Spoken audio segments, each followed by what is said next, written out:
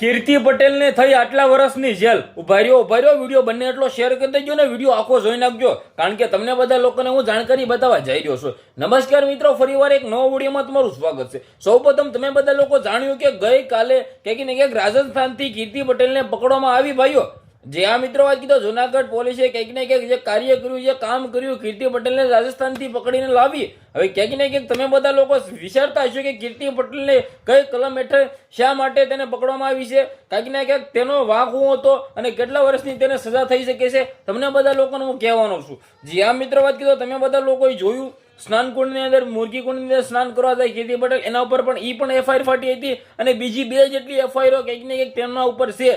એક તો મુસલમાનના ભાઈએ ક્યાંક ને ક્યાંક વિડીયો વાયરલ કર્યો હતો, તમે બધા લોકોએ જોયું કે ભાઈ જે રીતે તે દવા પીવા દડી રહ્યા હતા, આવું બધું હતું, તમે બધા લોકોએ જોયું હતું.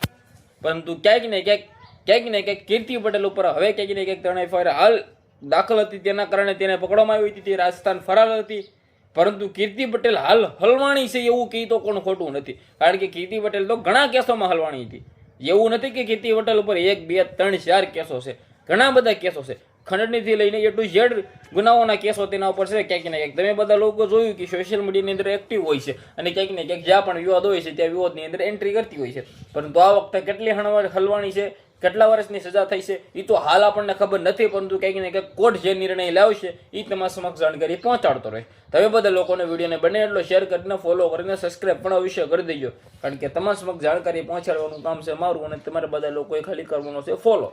ખાસ કરીને તમે બધા લોકોએ જોયું કે જુનાગઢ ભવનાથ હાલ વિવાદની અંદર છે કે વીઆઈપી સુવિધા હોય કે બાપુ હોય કે સંતો હોય કે જે પણ હોય, તમે બધા લોકોએ જોયું છેલ્લા 5-10 દિવસથી શિવરાત્રી પત્યા બાદ વિવાદ થઈ રહ્યો છે.